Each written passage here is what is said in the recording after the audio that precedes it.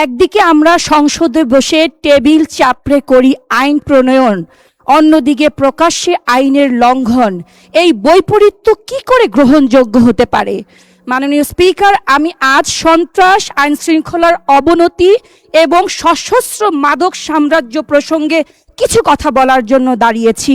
মাননীয় স্পিকার, 7 জুলাই 2026 দৈনিক সমকালের প্রতিবেদনে ঢাকার মোহাম্মদপুরের জেনেভা ক্যাম্পের যে ভয়াবহ চিত্র উঠে এসেছে তা যে কোনো সভ্য দেশের জন্যই উদ্বিগ্ন হওয়ার মতো বিষয়।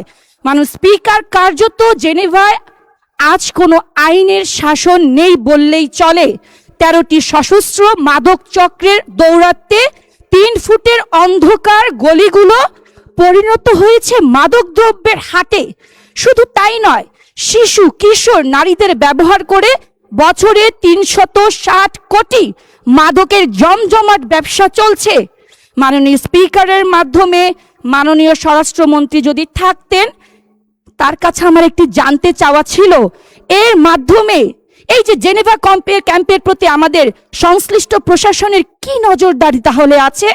মাননীয় স্পিকার, আইন শৃঙ্খলা বাহিনীর টহল গাড়িগুলো চলে যাওয়ার সাথে সাথেই জেনেভা ক্যাম্পে শুরু হয়ে যায় ইয়াবা, ফেন্সিডিল, গাঁজা বিক্রির হাকডাক দিবালোকে প্রকাশ্যে। শুধু তাই নয় মাননীয় স্পিকার, 17 জুলাই দৈনিক প্রথম আলো 2026 দেওয়া প্রতিবেদন অনুযায়ী মাত্র 3 দিনের ব্যবধানে খুন হয়েছে পরপর 2টি, শুধুমাত্র এই মাদক দ্রব্য চোরাচালানের ব্যবসাকে কেন্দ্র করে। তাই আমরা বলছি, সবার আগে বাংলাদেশ,